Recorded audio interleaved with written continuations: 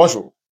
Si aujourd'hui tu ne t'impliques pas en politique, tu vas t'impliquer quand? Vous voyez, à l'image, c'est Alain Foucault. Il a accordé une interview à Vox Africa, dont je vais vous livrer un extrait, où il partage sa jeune d'être qualifié de Bamileke. Et on peut le comprendre. Parce que c'est quelqu'un qui jusqu'à là a voulu être clair avec les institutions, en voulant mettre en pratique tout ce que les bonnes mœurs lui ont appris. Sauf que dans l'anarchie, c'est pas moi qui le dis, le professeur Maurice Kamto, on fait semblant de pratiquer le droit, mais on ne la pratique pas. On fait semblant de lutter contre la haine, contre le tribalisme, mais au fond, on ne combat pas. On jette les velléités sur la place publique et on bat le retrait pour voir comment les gens s'accommodent et s'agitent. Dans l'extrait qui va suivre, il dit comment le président de la République s'entoure des Bamileke, des Bétis, des Nordistes, mais qu'on donne l'impression à travers les médias que ces différents groupuscules ne doivent pas se mélanger. Et les pouvoirs publics, en longueur de journée, véhiculent ce message communautarisme, de telle en sorte que chaque fois qu'on appelle une formation politique, on veut à tout prix, et les journalistes sont véritablement des véhicules à très grande vitesse pour ce genre de causes-là. Chaque fois qu'on appelle une formation politique, il faudrait naturellement qu'on reflète. Lors d'une sortie d'Aristide Monod, il dit que lorsqu'on voit un Bamileke suivre un Béti Bolo, on ne s'inquiète pas. Mais lorsqu'on voit un Béti Bolo suivre un Bamileke, directement on le taxe de bête. Lorsque un nom, Bamileke, supporte Maurice Kamto, on dit c'est le frère du village. Lorsqu'un frère Bolo supporte Paul Biya, c'est silence radio. Avant 2025, on pouvait être inquiété avec ça. Déjà, si Alain Foucault en parle, c'est parce qu'il pense qu'il a dominé, il a dompté ces considérations-là et passe le message à d'autres. Ils pensent que parce qu'ils ont à manger, parce qu'ils sont salariés, on va les épargner de ce stigma-là qui vient de ceux qui conservent le pouvoir pour le seul fait d'avoir le privilège de l'avoir et non pour travailler pour les autres. Ils ont peur, ils vont toujours vous balancer cette stigmatisation à la face. N'ayez pas peur d'assumer d'où vous venez et d'être fiers. Ce n'est qu'à ce prix-là qu'ils sauront que lorsqu'on a le pouvoir, autant mieux travailler que d'être là à avoir peur que d'autres ornent le pouvoir. Parce que la nature du pouvoir elle-même, c'est qu'elle passe de l'incompétence toujours à la compétence. Bref, elle est toujours à la quête de la compétence. Il faut souvent passer de compétence à l'incompétence dans le processus de la recherche de sa perfection. Elle est dynamique au détour et elle est irréversible. On n'y peut rien. L'extrait d'Alain Foucault, c'est ceci. Que je n'ai déjà dit. En plus, le plus dur, Jules, tu es Camerounais, fais donc parler un ministre camerounais. Essaye pour voir. Ils ont choisi une technique qui est de ne pas parler. D'accord? Ailleurs, tu as des ministres qui parlent, tu as une communication. Je ne sais pas où est la communication camerounaise. Et ça marche. Parce que du coup, tu n'as pas d'interlocuteur pour contrer les arguments. C'est-à-dire, si tu parles du Cameroun, sur ton plateau, tu n'auras que ceux qui sont de l'opposition. Ensuite, il y a une chose qui est fabuleuse dans le cas du Cameroun, c'est que tu ne sais pas qui est opposant et qui est au pouvoir. À part le principal opposant qui est Maurice Kamto, un coup, tu vois, dès que tu as dit du bien de Kamto, les mêmes te tapent dessus. Et le lendemain, ils sont dans l'opposition. Bref, je m'y perds un peu dans ce marigot qui est un peu un cas d'école. J'aimerais bien comprendre.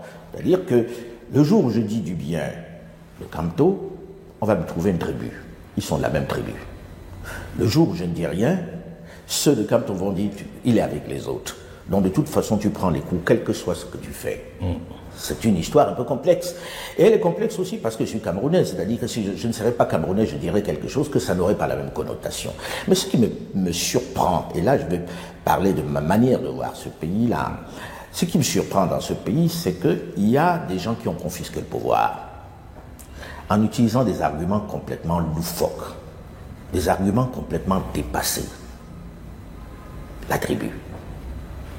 Telle est de telle tribu dont forcément il est contre le régime. Telle est de telle tribu dont forcément il est pour le régime. Dans un pays où il y a 67% de métissage, 67% des Camerounais sont d'une tribu ou d'une autre, bref, mélangés. Mais il y a une petite minorité qui a réussi à faire croire que c'est une histoire de tribu. C'est pour ça que j'ai dit, on ne fera pas une guerre tribale au Cameroun. Pour la simple et bonne raison que si tu veux faire la guerre, dans ta propre famille, tu as toutes les tribus possibles. Et je n'arrive pas à comprendre que les Camerounais ne se soient pas réveillés pour dire, bon, on arrête la supercherie, ce n'est pas une histoire de tribu, il n'y a pas de bons dans une tribu et de mauvais dans l'autre. Des idiots, on les trouve dans toutes On les les trouve tribus, dans toutes les comme tribus, des compétences, effectivement. comme des compétences, et qu'on en soit encore là où des gens classent en fonction des tribus. Ceux-là, c'est des mauvais, ceux-là, c'est des commerçants, ceux-là, c'est des grandes gueules, ceux-là, c'est des voleurs, etc., etc. Ça ne se présente pas comme ça. Et le débat, il est faussé. Moi, j'attends les Camerounais qu'à un moment donné, ils se disent, bon, allez, on arrête avec cette histoire de tribus et parlons de bilan, parlons de projet. Je n'entends pas de projet. Je n'entends pas de bilan. Il y a beaucoup plus de bruit au Cameroun. Il y a du bruit en réalité. Mais il n'y a pas la place pour parler de quelque chose de construit. Et ce qui est spectaculaire, c'est que c'est l'un des pays, sinon le pays qui a le plus de ressources humaines, des gens qui sont des diplômés, etc., etc. Mais à aucun moment tu ne vois des gens se dire, bon, on va arrêter avec le grand mensonge, on va arrêter avec cette supercherie pour parler des choses réelles. Quand tu écoutes les gens parler dans ce pays-là, tu as l'impression qu'il y a 2 camps, ou maxi 3, alors qu'il n'y a pas de camp tribal. C'est pas possible.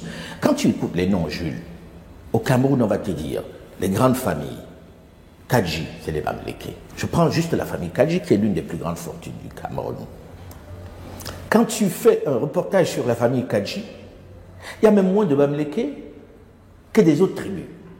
Parce que les enfants se sont mélangés. Parce que tout le monde s'est mélangé.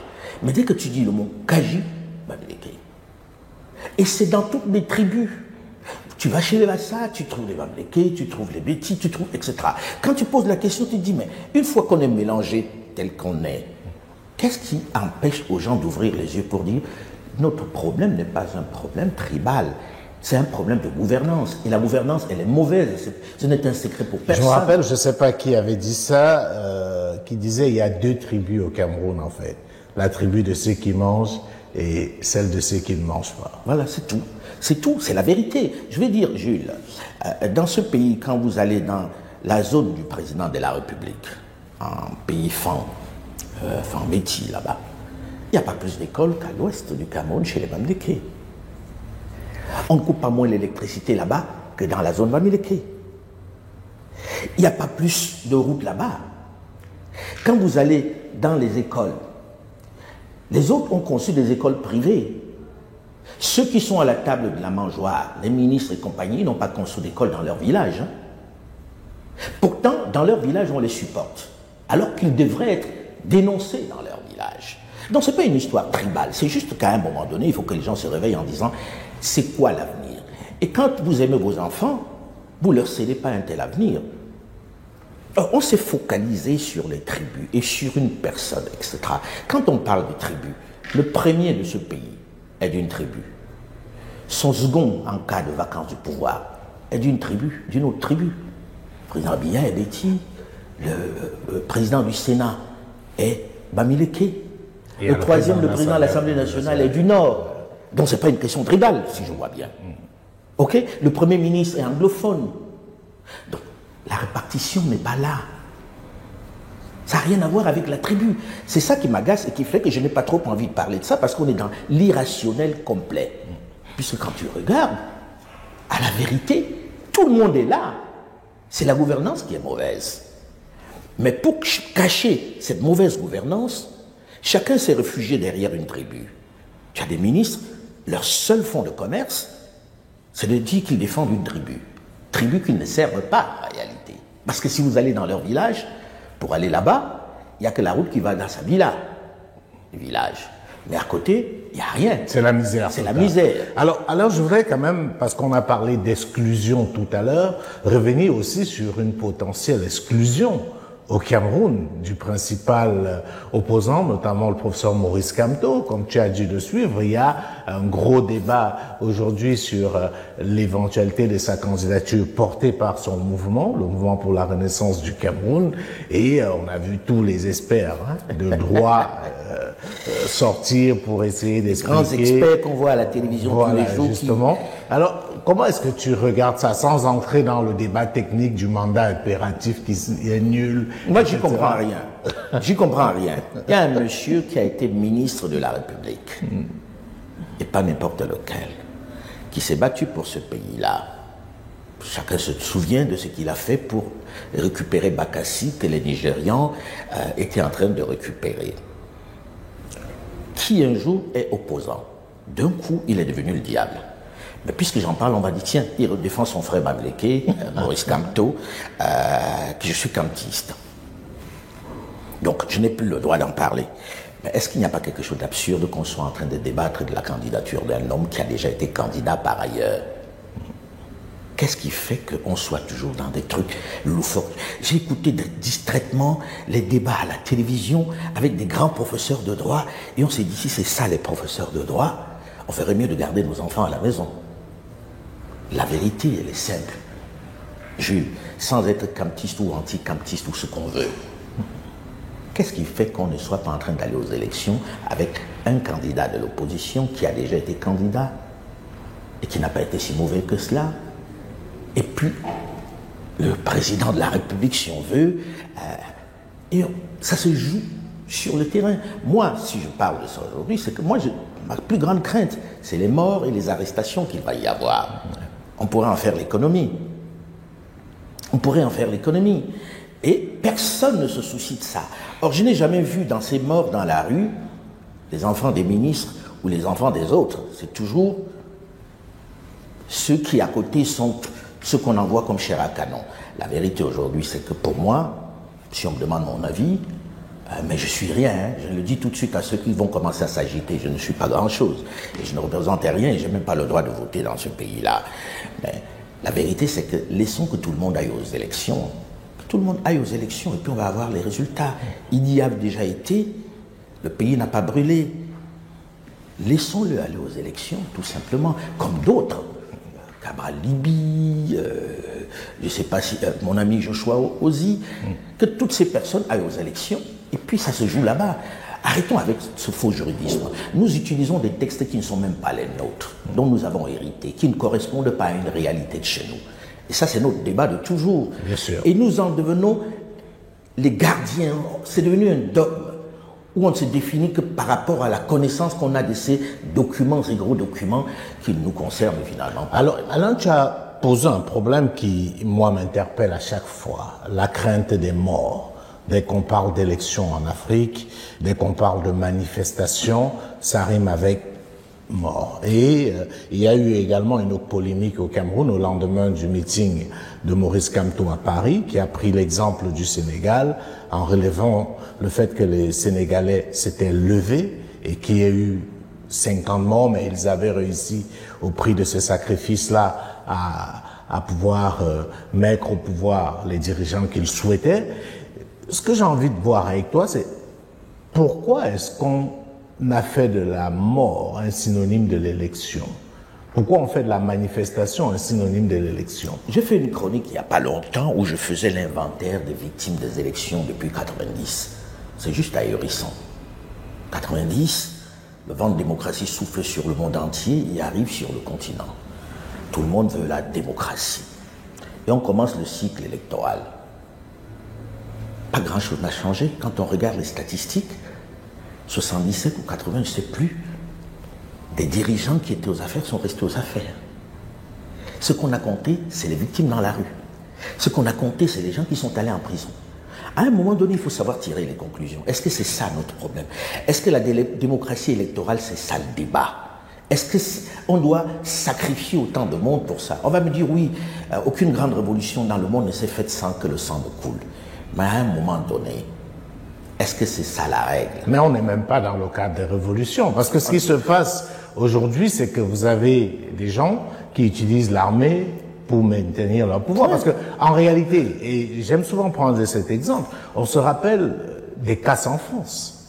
À l'époque de Sarkozy, il y avait, je pense, plus de 32 000 véhicules brûlés, mais on n'avait pas eu un mort. Récemment, avec la victoire du PSG, il y a eu des casses, 260 voitures. Il y a eu des morts, mais par accident. Il y a eu quelqu'un qui est décédé parce qu'un chauffeur l'a renversé par panique, étant autre chose, mais il n'y a pas eu de mort du fait des forces de sécurité. Alors, pourquoi est-ce que dans les pays africains, dès que l'opposition veut manifester, on dit que l'opposition amène les gens à l'abattoir, à la mort? Non, moi je ne pense pas que ce soit l'opposition la question. La question n'est pas l'opposition. Elle a le droit de manifester. Donc, les manifestations, ça s'organise. Non, je veux dire, dans la réalité, ce n'est pas le cas, mais Normalement, elle devrait pouvoir manifester en toute quiétude. Et je vois pas mal de pays où ça manifeste sans qu'il y ait des morts. D'accord? Le problème, c'est les armées et les ordres que l'on donne à l'armée. Le problème, c'est la formation de l'armée qui ne connaît que la violence dans ce genre de circonstances, notamment le commandement de l'armée. Est-ce qu'on n'a pas des armées qui ne sont pas suffisamment formées pour gérer les manifestations? Oui, je pense que c'est ça. C'est-à-dire, une armée doit pouvoir avoir des instructions telles qu'elle n'est pas juste létale, sa réaction. Et nous avons des armées chez nous. Jules, quand tu regardes toutes nos élections, il y a des morts. C'est beaucoup trop. Et ça m'obsède, moi. Voilà pourquoi je parle de ça. Et à la fin de la journée, les mêmes gagnent. Les mêmes l'emportent.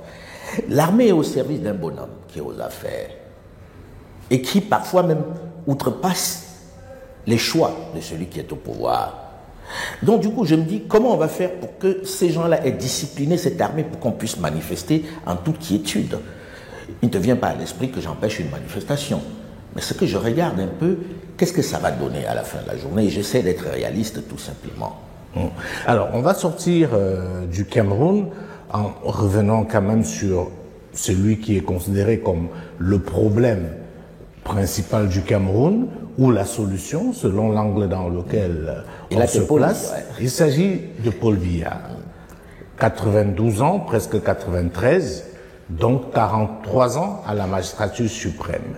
Et aujourd'hui, certains de ces militants, pas tous, parce qu'il y a pour une fois des voix vraiment dissonantes à l'intérieur du parti, l'appellent à se représenter pour un nouveau mandat de 7 ans.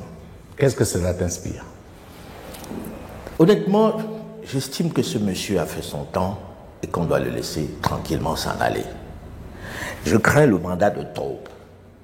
On disait déjà ça pour le mandat de 2018. Hein? Oui, bon, mais sauf qu'il n'avait pas 92 ans. Hein, c'est un record.